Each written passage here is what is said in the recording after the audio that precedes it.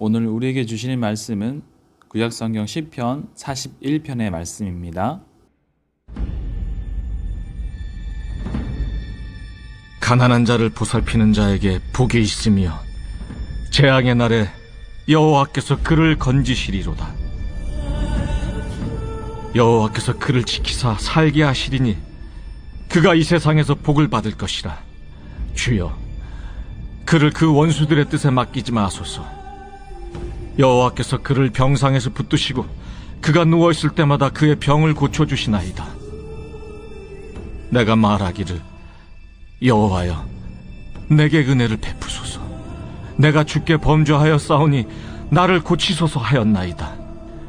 나의 원수가 내게 대하여 악담하기를, 그가 어느 때나 죽고 그의 이름이 언제나 없어질까 하며, 나를 보러 와서는 거짓을 말하고 그의 중심에 악을 쌓았다가 나가서는 이를 널리 선포하오며, 나를 미워하는 자가 다 하나같이 내게 대하여 수근거리고 나를 해하려고 꾀하며 이르기를, 악한 병이 그에게 들었으니 이제 그가 눕고 다시 일어나지 못하리라 하오며, 내가 신뢰하여 내 떡을 나눠 먹던 나의 가까운 친구도 나를 대적하여 그의 발꿈치를 들었나이다. 그러하오나 주 여호와여, 내게 은혜를 베푸시고 나를 일으키사 내가 그들에게 보응하게 하소서. 이로써 내 원수가 나를 이기지 못하오니 주께서 나를 기뻐하시는 줄을 내가 알았나이다. 주께서 나를 온전한 중에 붙드시고 영원히 주 앞에 세우시나이다. 이스라엘의 하나님 여호와를 영원부터 영원까지 송축할지로다. 아멘, 아멘. 오늘의 시편 41편은 시편 전체 150편으로 이루어져 있는 시편 가운데 제1권의 마지막 시편이라 할 수 있습니다. 마지막 이 시로서 지혜시로 구분이 되어 있는 시편 본문인데요. 41편은 다윗이 병으로 자리에 누워 있을 때에 지어진 시편이라 할 수 있습니다. 그 배경에 대해서는 정확하게 명확하지는 않지만은 다윗의 모사이자 그의 신하였던 아이도벨의 그 배신을 내용을 연상시키는 그런 장면이 등장하여서 많은 학자들은 본 시편의 내용에 대해서 다윗이 병상에 누워 있을 때에 기회를 삼아서 일으켰던 압살롬의 반역 사건을 추정하기도 합니다.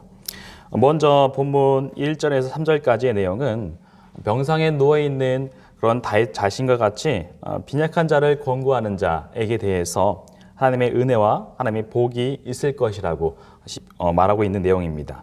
이어서 4절은 다윗이 자신이 질병을 얻어서 고통을 당할 수밖에 없었던 원인에 대해서 자신의 그 죄를 회개하면서 하나님께 치유를 호소하는 내용이라 할 수 있습니다.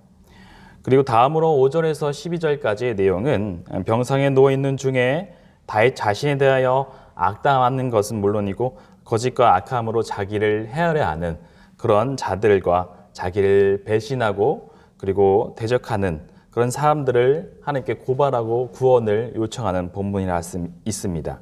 그리고 마지막 13절은 그런 하나님을 찬양하는 부분으로 마무리를 하고 있다 할 수 있습니다.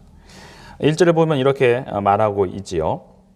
가난한 자를 보살피는 자에게 복이 있으며 재앙의 날에 여호와께서 그를 건지시리로다 라고 말합니다. 다윗은 약하거나 또한 어려움에 처한 자들을 보살피는 자가 복이 있다라고 오늘 본문을 통해서 말하고 있습니다. 다른 말로 하면 쉽게 말하면 이웃을 사랑하는 자가 복이 있는 사람이라고 말하고 있는 것입니다. 이는 시편 1편의 말씀을 떠올리게 하는 부분이기도 합니다. 시편 1편에서는 뭐라고 이야기하고 있죠? 여호와의 율법을 즐거워하여 주야로 묵상하는 자가 복이 있다라고 말하고 있습니다. 그런데 오늘은 그런 가난한 자들을 보살피는 자에게 복이 있다라고 말하죠. 시편 1편에서는 여호와의 율법을 즐거워하는 자가 복이 있다고 했는데 다윗은 여기서 다르게 말하고 있는 부분이라고 할 수 있습니다. 그런데 이 복이 있는 자의 조건을 달리 말하고 있는 것처럼 보이지만은 사실은 같은 내용이라 말할 수 있겠습니다. 다윗이 복 있는 자의 조건으로 말하는 이웃 사랑의 그런 사랑도 사실은 하나님을 경외하는 그런 사람들이 가지고 있는 그런 행동의 모습이기 때문이죠. 다윗이 여기서 말하고 있는 것은 하나님에 대한 경외는 이웃사랑으로 나타나야 한다라고 말합니다. 하나님은 보이지 않는 분이시죠.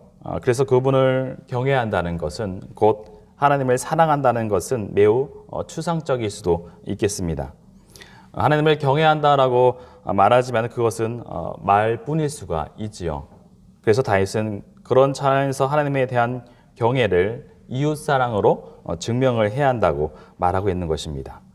사실 여호와의 율법을 즐거워하여 한다는 말에도 결국에는 그 말 가운데 이웃을 사랑한다는 의미도 포함이 되어 있습니다. 왜냐하면 하나님의 율법에는 하나님에 대한 사랑과 함께 또 이웃사랑에 대한 말씀을 말하고 있기 때문입니다. 하나님 말씀을 간단하게 요약하면 어떻게 말할 수 있을까요? 바로 하나님의 사랑과 이웃사랑이기 때문이죠.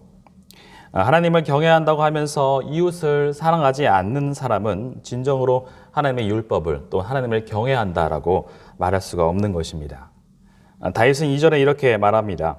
여호와께서 그를 지키사 살게 하시리니 그가 이 세상에서 복을 받을 것이라 주여 그를 그 원수들의 뜻에 맡기지 마소서라고 말합니다. 결국 가난한 자를 돕는 것은 여호와께 구워 드리는 것이라는 그런 잠언의 그 말씀처럼 하나님께서는 그 선행을 갚아 주시리라는 그런 말씀을 하고 있는 것입니다. 복이 있는 자가 되고자 한다면은 하나님에 대한 사랑의 마음, 이웃을 사랑을 행실로 나타내야 함을 오늘 본문의 말씀을 통하여 말하고 있습니다. 예수님께서 한 가지 비유의 말씀으로 말씀하신 적이 있었죠. 마태복음 25장 40절의 말씀에 이렇게 말했습니다. 임금이 대답하여 이르시되 내가 진실로 너희에게 이르노니 너희가 여기 내 형제 중에 지극히 작은 자 하나에게 한 것이 곧 내게 한 것이니라 라고 말씀을 하신 적이 있습니다. 다윗은 가난한 자를 보살피는 것 또한 이웃사랑을 실천하는 자에게 하나님께서 복을 주실 것이라는 그런 말씀을 하면서 그 대표적인 신뢰로 질병에서의 그 치유를 3절에서 또한 들고 있습니다. 아마도 다윗은 지금 병으로 누워있는 그런 중에 있었기 때문이라고 볼 수 있습니다. 그런데 다윗은 여기서 하나님께 솔직함으로 기도를 또 하고 있습니다. 4절의 말씀에 이렇게 고백을 합니다. 내가 말하기를 여호와여 내게 은혜를 베푸소서 내가 주께 범죄하였사오니 나를 고치소서 하였나이다 라고 말합니다. 다윗은 자신의 기도의 내용을 오늘 여기서 솔직하게 공개를 하고 있습니다. 다윗은 현재 여러 가지 재앙과 또한 슬픔 그리고 질병 중에 고통을 당하는 중에 있다라고 할 수 있는데 다윗은 이 모든 것이 자신의 죄 때문이라는 사실을 고백하고 있습니다. 다윗은 하나님께 기도를 할 때 자신의 문제와 자신의 현재의 상태에 대해서 감추지 않고 하나님께 솔직하게 고백을 하고 있습니다. 물론 하나님께서는 다윗이 고백을 하지 않아도 다윗의 상태와 문제 그 모든 것들을 다 알고 계시지만 하나님께서는 솔직한 그 고백을 듣고자 하시는 분이십니다. 하나님께서는 이러한 솔직한 기도를 원하시는 것이죠. 하나님 앞에 솔직한 그리고 정직한 기도를 하는 자를 하나님께서는 바라시고 원하시고 계십니다. 아프다면 아프다고 해야 하고 또 울고 싶으면 울어야 하는 것이죠. 아프면서 건강한 척 또한 가진 것이 없으면서 부족한 것이 없는 척 속은 썩어가고 있는데 웃으며 기도하는 것이 아니라 하나님께 나올 때 그 하나님께 나온 자들에게는 솔직하게 자신의 그 모든 것을 하나님께 고백하며 또 하나님께 내려놓기를 원하십니다. 그분께 우리는 어떠한 치부나 더러움 그리고 모든 것들을 감출 필요가 없는 것이죠. 왜 그렇습니까? 우리는 바로 그분의 자녀이기 때문입니다. 하나님은 자신의 그 독생자 아들을 생명을 주고 우리를 구하신 분이십니다. 이런 하나님께서 우리의 그 모든 것을 다 듣지 않으시라는 것은 없습니다. 하나님은 이사야 선지자의 말씀을 통하여 이런 말씀을 하셨죠. 이사야 1장 18절 말씀에 여호와께서 말씀하시되 오라 우리가 서로 변론하자 너희의 죄가 주홍 같을지라도 눈과 같이 희어질 것이요 진홍같이 붉을지라도 양털같이 희게 되리라 라고 말씀하셨습니다. 하나님께 나아갈 때 우리의 모습, 우리의 모든 상태, 또 우리의 죄, 그 모든 것들을 다 아뢰시길 바랍니다. 그때 하나님께서 그 문제에 대해서 우리에게 들으시고 그 문제를 해결해 주실 분이 바로 하나님이시기 때문이죠. 다윗은 이렇게 자신의 상태에 대해서 하나님께 실제로 솔직하게 고백을 하면서 또한 자신이 병상 중에 누워 있을 때에 그때를 틈타서 자신을 대적하고 다가오는 그런 상황에 대해서 또 하나님께 고백을 하고 있습니다. 7절에서 8절까지의 말씀이죠. 나를 미워하는 자가 다 하나같이 내게 대하여 수군거리고 나를 해를 꾀하며 이르기를 악한 병이 그에게 들었으니 이제 그가 눕고 다시 일어나지 못하리라 하오며 라고 말합니다. 또한 이어서 9절에서는 자신의 가장 가까운 친구마저 자신을 배신하였다고 탄식을 하고 있습니다. 다윗은 대적에 둘러싸여서 그런 사면초가의 상황에 놓여 있었습니다. 그러나 다윗은 그런 상황 가운데서도 낙심을 하지 않습니다. 11절 말씀에 보면 다윗은 이렇게 고백을 하고 있습니다. 내 원수가 나를 이기지 못하오니 주께서 나를 기뻐하시는 줄을 내가 알았나이다 라고 말하고 있습니다. 즉 원수가 자신을 비방하고 악담하며 자신을 걸고 넘어뜨려 할 때 또한 친구마저 자신을 배신한다고 할지라도 하나님께서 만약 자신을 기뻐하신다면 그들은 자기를 이기지 못할 것이라 라고 고백을 하고 있는 것이죠. 성경의 내용을 보면은 참 많은 전쟁들이 또한 싸움들이 있었습니다. 남유다는 수많은 전쟁을 치루었었습니다. 숫자적으로 불리한 상황 가운데서도 이 이스라엘은 수많은 대적을 물리치는 그런 내용이 많이 있습니다.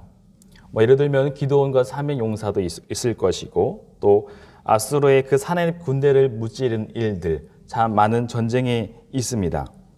이 많은 전쟁 가운데 수많은 대적들을 이길 수 있었던 원인은 무엇이었겠습니까? 바로 하나님께서 그들과 함께 하시니 적은 수를 가지고서도 승리할 수가 있었던 것입니다. 이렇게 하나님이 함께 하시는 자에게는 아무리 많은 대적들이 오더라도 이 하나님의 자녀들, 하나님의 백성을 이길 수 없다는 것을 이 다윗은 고백을 하고 있는 것입니다. 우리 삶 가운데서 참 전쟁과 같은 상황들, 어려운 상황들, 우리 힘으로 어찌할 수 없는 순간들이 오기도 합니다. 이처럼 우리를 향하여 오는 수많은 전쟁과도 같은 상황에 우리는 무엇을 해야 하겠습니까? 바로 전쟁에 능하신 그 하나님의 손을 붙잡기를 바랍니다. 바로 오늘 다윗과 같은 그런 고백이 우리에게 있기를 바랍니다. 하나님이 함께 하시는 자에 대해서 아무리 많은 대적이라도 이기지 못하기 때문이죠. 그 믿음을 가지고 다윗처럼 그런 고백하시길 바랍니다. 바로 12절의 말씀처럼 주께서 나를 온전한 중에 붙드시고 영원히 주 앞에서 세우시나이다 라는 그런 입술의 고백이 우리의 고백이 되기를 바랍니다. 결국 다윗은 오늘 이 본문 마지막 말씀을 통하여서 이스라엘 하나님을 영원부터 영원까지 송축할 것이라고 고백을 하면서 오늘 본문의 끝을 맺고 있습니다. 다윗과 함께 하셨던 하나님께서도 역시 우리에게도 함께 하실 것입니다. 하나님께 솔직하게 기도함으로 나아가면서 하나님께 도움을 구하시길 바랍니다. 그럴 때 이 다윗의 고백처럼 내가 하나님을 나를 도우시는 나의 대적을 물리치시는 그 하나님을 영원까지 내가 송축할지어다 라고는 고백이 우리의 고백이 될 것입니다. 오늘 하루도 이 한 주도 하나님을 의지하면서 살아가는 우리 성도들이 되시길 바랍니다. 함께 기도하도록 하겠습니다. 사랑과 은혜가 많으신 아버지 감사합니다. 오늘 시편 말씀을 통하여서 다시 어려움 중에 있을 때에 주님께 나와 솔직하게 고백함으로 하나님의 도움을 구하는 또한 이 말씀을 통하여 우리 삶 가운데 찾아오는 어려움과 모든 것들 하나님께 내놓는 저희 되기 원합니다. 하나님께서는 아무리 큰 산과 같은 파도와 또 역경이 닥쳐와도 전쟁에 능하신 그 하나님께서 그 모든 것들을 다 해결해 주시며 막아주시고 또한 이겨낼 수 있는 힘을 주심을 믿습니다. 그런 하나님을 또한 의지하는 저희 모두가 될 수 있도록 하여 주시옵소서. 이 새벽 아침 또 한 주를 시작하는 이 시간 아버지 하나님께 모든 것을 맡기며 또 나아갑니다. 주님, 우리 모든 주님의 자녀들을 보호하시고 인도하여 주시옵소서. 모든 것 주님께 감사드리오며 살아계신 예수 그리스도의 이름으로 기도드립니다. 아멘.